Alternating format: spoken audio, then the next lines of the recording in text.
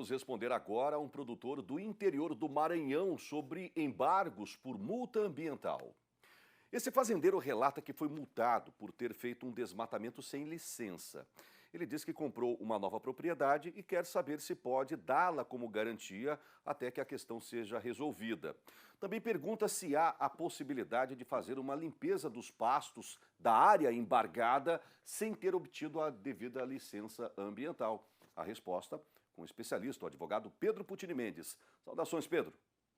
Saudações, pois é, a pauta são as multas ambientais e as penalidades, os embargos, né? Também por sugestão de pauta que chegou ao nosso programa de Direito Agrário, né? Onde foi feito um questionamento sobre uma multa que embargou uma área, que é muito comum,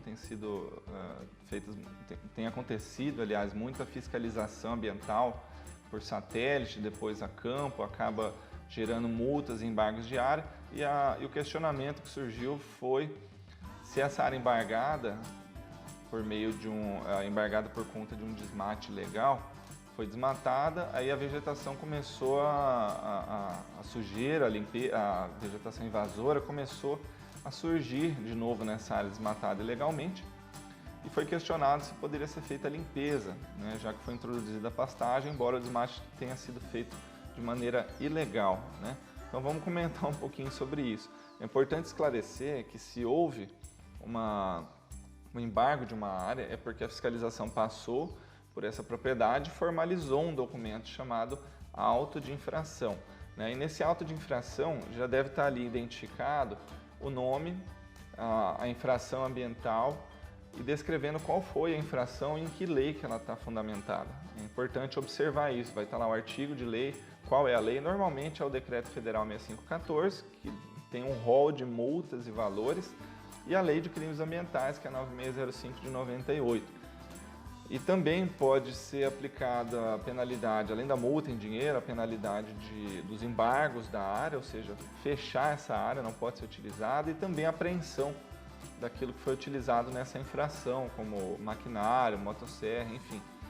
E além disso, será exigido do produtor que ele faça a recuperação da área. Então eu estou fazendo esse contexto, mas vamos para a situação prática, né? A situação do desmate. A regra é que para todo desmate, ou seja, para toda supressão vegetal, seja obtida uma licença ambiental, ou seja, uma autorização no órgão ambiental competente para que seja retirada essa vegetação. Se isso não é feito, aí está caracterizada uma infração ambiental, que por sua vez vai ter a aplicação daquelas penalidades que eu falei, do decreto e da lei de crimes, tudo conforme está descrito na legislação.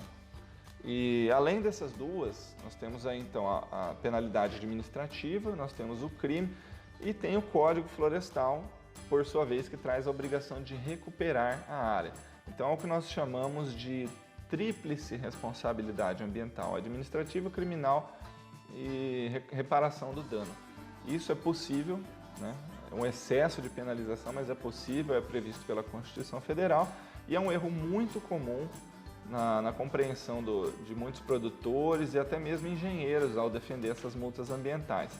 Bom, se a área foi desmatada, então, sem autorização, ela não pode ser utilizada. Caso contrário, nós teríamos uma enorme brecha na legislação, onde o produtor faria o desmate, depois alegaria que essa área já está desmatada, agora precisa ser limpa, né? Precisa ser roçada para não sujar, como é o caso do questionamento que nós recebemos, e obviamente essa não é a intenção da legislação, né? Porque ao imaginar que o desmate dessa área deve ser analisado pelo órgão ambiental, nós temos também uma responsabilidade do órgão ambiental em verificar se essa área possui alguma fragilidade antes de autorizar o desmate, certo? Então, tem muitas ações judiciais pelos tribunais hoje também discutindo responsabilidades dos órgãos ambientais ao conceder uma autorização para supressão. Atualmente tem muitas demandas no bioma Pantanal, né, inclusive contra o órgão ambiental que concedeu essa autorização. Então, por isso, né, não tenha dúvida, a gente não tem dúvidas aqui de responder que essa área, se for embargada, não pode ser nem limpa, né, tem que permanecer intacta até que o resultado da defesa ou do recurso que você entrou no órgão ambiental seja julgado. Então, portanto, se a autoridade ambiental entende que é necessário recuperar a área onde foi cometido o ilícito ambiental ou a infração, não é possível descumprir esse embargo para fazer a limpeza de uma área que deve voltar a ser vegetação nativa. E a forma de recuperar essa área vai ser apresentada naquilo que nós chamamos de PRADA, o Projeto de Recuperação ou Regeneração. E o descumprimento dos embargos, ele gera sérias penalidades, está no Decreto 6514, o artigo 15b desse decreto, ele fala que as penalidades do embargo, elas só deixam de existir se foi extinto o auto de infração, ou quando o infrator regulariza a obra ou a atividade que causou esse problema. Então, o órgão ambiental tem que autorizar o levantamento do embargo para fazer qualquer intervenção nessa área. E também tem que ser colhidas todas as provas de autoria, materialidade, documentos, a extensão do dano, enfim. E o descumprimento total ou parcial desse embargo, dessa proibição de usar essa área, pode ocasionar ainda duas penalidades, A primeira delas é a suspensão da atividade que originou essa infração, ou seja, se a atividade é pecuária, vai suspender a pecuária ali porque você está descumprindo o embargo. E a segunda é o cancelamento de registros, licenças ou autorizações de funcionamento da atividade econômica junto aos órgãos ambientais ou de fiscalização.